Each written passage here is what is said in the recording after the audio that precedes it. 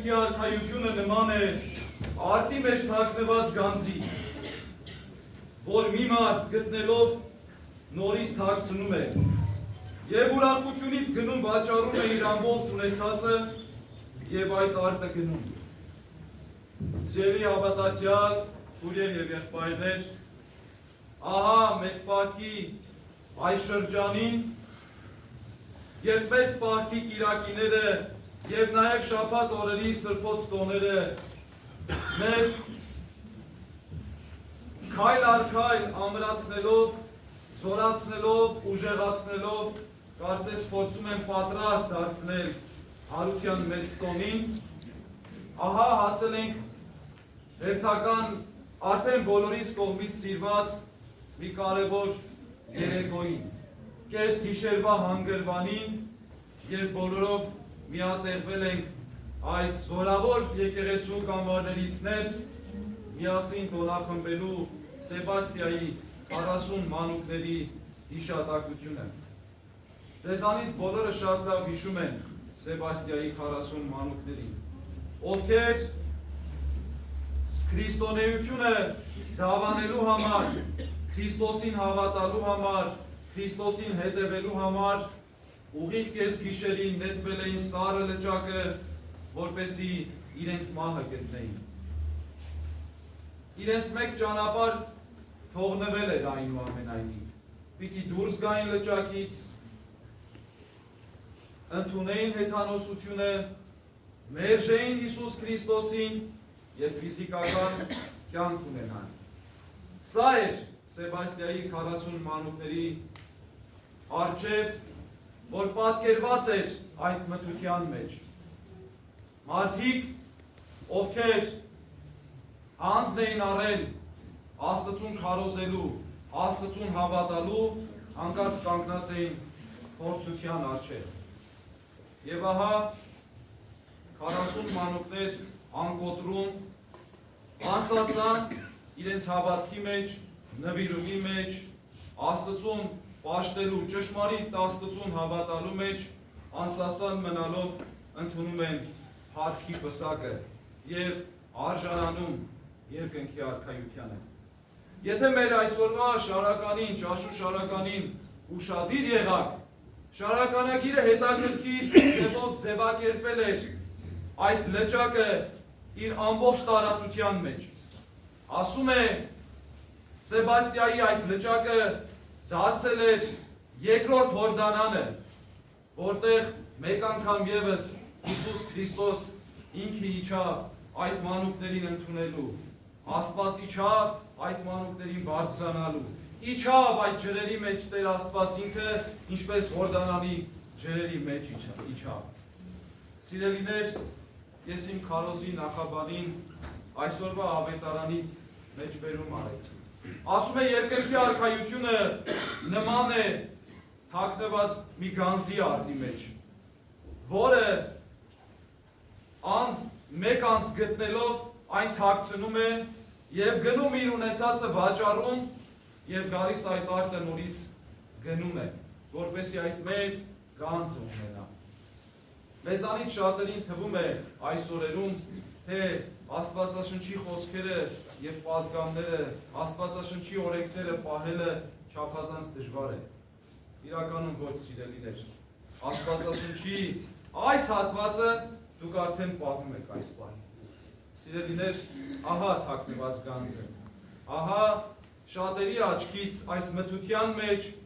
այս կես գիշերի մեջ թաքնված այն գանձը, որտեղ մենք գտել ենք մեկս մյուսին, որտեղ մենք գտել ենք մեր Տիրոջը եւ մեր խաղաղությունը։ Զոհաբերությունը մեր ժամանակն է։ Վաճառել ենք մեր ժամանակը ամբողջ եւ գնել ենք այս պահը մեզանից յուրաքանչյուրի համար։ Ասում է Մատթեոսի ավետարանը, ամեն ոք, որ թողել է իր տունը, կամ իր եղբայրը, կամ իր քույրը, կամ իր հայրը, կամ իր մայրը, կամ կինը, կամ որդին, կամ արագարակը իմ անվան համար, հարյուրապատիկ պիտի ստանա եւ հավիտենական կյանքը պիտի ժառանգի։ Սա Աստվածաշնչի երկրորդ պատգամն է Աստծուց մեզ։ Ասում է ամեն մարդ ով կթողնի իմ անվան համար իր տունը, իր ագարակը, իր քրոջը, իր եղբորը, իր հորն ու մորը, ավելին կստանա, 100-ապատիկ ավելին կստանա եւ երկնքի արքայությունը կժառանգի։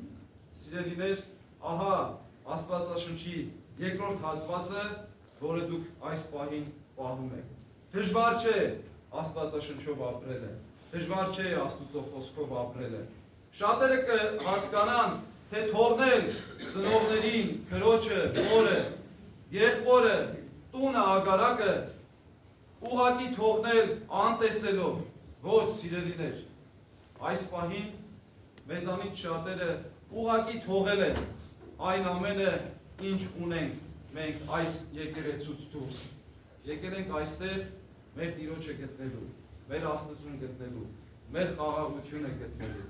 ինչպես 40 մանուկները, որ թողել էին ամբողջ փառքը իրենց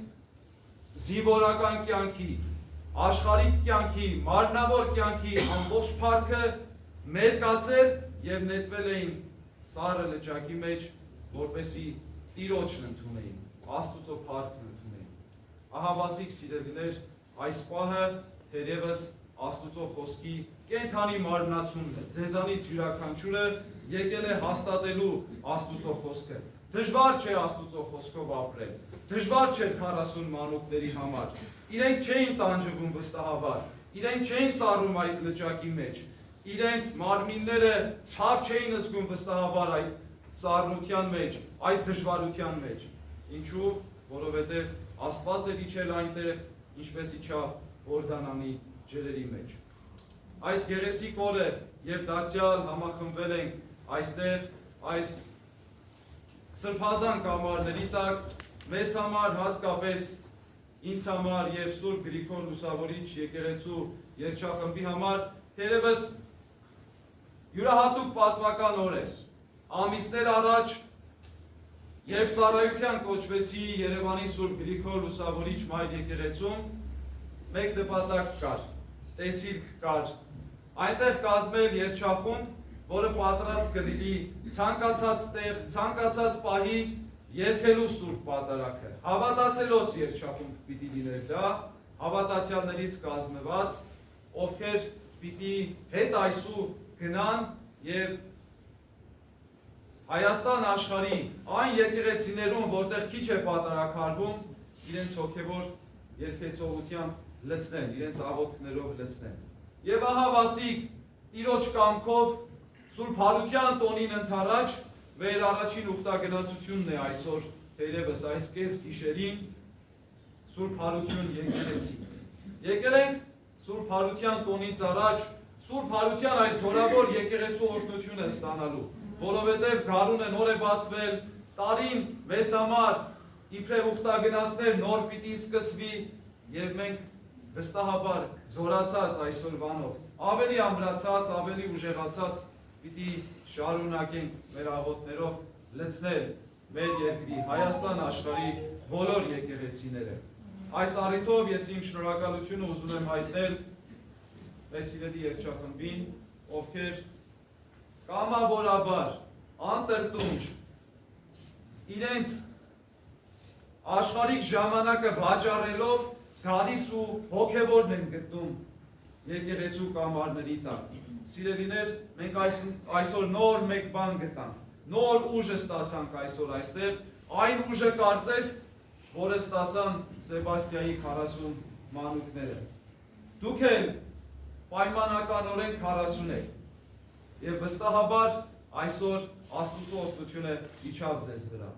Սիրելիներ, ուզում եմ շնորհակալությունս ձեզ բոլորին հայտնել։ Այս եկեղեցին այս պահին լցնող ձեր 40-ին, բոլորդ եք 40 այսօր, բոլորդ եք թողել ձեր տուն, ձեր ընտանիք, ձեր հայր, ձեր մայր, քույր, եղբայր, ագարակ եւ գործ, ձեր քնելու ժամանակը, եկել եք իրական ժամանակը վայելելու, եկել եք հոգևոր ժամանակը վայելելու, այս աշխարհիկացած աշխարհում նյութականացած աշխարհում մի պահ փորձել եք կտրվել աշխարհիկ հոգսերից, ֆիզիկական գործերից եւ գտնել հոգեվոր իրական խաղաղությունը եւ աստվածային ներկայությունը։ Ես իմ երջախմբին հորդորել եմ պահք պահել, բայց այսօրվա աշխարհում պահքը մի քիչ փոխվել է նաեւ։ Ես իրենց հորդորել եմ համացանցի պահք պահել այսօր։ Շատ կարևոր է, փորձենք այսօր միջինքից շատ չի անցել։ Գոնե կեսնել մեր այս պահեցողության օրերի, փորձենք համացանցից հեռու մնալ։ Աշխարհի թողուբոհից մի քիչ կտրվել, աշխարհի հոգսերից մի քիչ կտրվել, փորձել Աստծո հետ ավելի լինել։ Այն ժամանակը, որ Աստված տվել է մեզ ապրելու, ուրախանալու, երջանկանալու, պահքը պահելու, Աստծո հետ ապրելու, փորձենք այսօրվանից մեր կողքի մարդկանց տրամադրենք այդ ժամանակը։ Այսօր 1 ժամ մոտավորապես միասին նստած ենք։ Վստահաբար ձեզանից շատերը հեռախոս չեն վերցրել եւ ոչինչ չեն դիտել։ Այս պահը երջանիկ պահ էր։ Այս պահը Աստծով լցված պահ էր։ Ձեր աչքերը նորից փայլում են կարծես։ Ձեր հայացքը նույնիսկ փոխվել է մի պահ։ Ինչու՞, որովհետեւ միացել եք ձեր Աստծո հետ։ Գտել եք ձեր իրական հոգևոր արժեքը, որը Աստծո հետ միավորությունը։ Այն նույն արժեքը, ինչ որ գտան Սեբաստիայի 40 մանուկները։ Ես այս առիթով ուզում եմ շնորհակալություն հայտնել նաև Արմավիրի թեմի առաջնորդ Երաշնորհ Տեր Սիոն arciepiskopos Ադամյանին, ով իր օրհնությունը տվեց այսօրվա մեր ներկայության համար։ Իմ ծնողին, իմ հորը, Տեր Գեղամին, որ ամեն անգամ իբրև օգատար հայր իր ձեռքերը մեծ պարզում է եւ մեզ եւ յուրաքանչյուր այստեղ եկող հայ հավատացյալի, ով գալիս է Աստծուն տեսնելու, ով գալիս է Աստծուն գրկելու եւ Աստծո հետ հաղորդակցվելու։ Թող Տերը օրհնի ամենքից, մեր բոլորի ուխտը թող ընդունելի լինի։ Այն ժամանակը, որ մենք տվեցինք Տիրոջը, ինչպես Տերը ինքն է ասում, ամեն մարդ, ով կթողնի իր տունը, իր եղբորը կամ քրոջը, կամ հորը կամ մորը, կամ կնոջը, կամ որդիներին կամ ագարակը, իմ անվան համար հարյուրապատիկ պիտի ստանա եւ հավիտենական կյանքը ժառանգի։ Այս եք դուք այսօր պահում, սիրելիներ, եկել եք հարյուրապատիկը ստանալու, Աստուծով զորանալու հարյուրապատիկ։ Եկել եք ապագային երկնքի արքայությունը ժառանգելու։ Տերը օրհնի ամենքիս, բոլորիս ուխտը թող ընդունելի լինի, թող հավեր օրհնյալ մնա այս եկեղեցին եւ մենք եւ Տիրոջ կամքով ամեն տարի գանք եւ մեր ուխտը նորոգենք, 40 մանուկներով զորանանք, միմյանցով զորանանք, ուժեղանանք եւ լինենք իրական հոգեվոր ներկայություն համայն մարդկության մեջ։ Տերը զորացնի ամենքիս։ Ամեն։ Ամարտակացայն բարբարով անալըք բերանըք մեր, կարթալըք տես եկնավորըք հայ, երկել և ասել։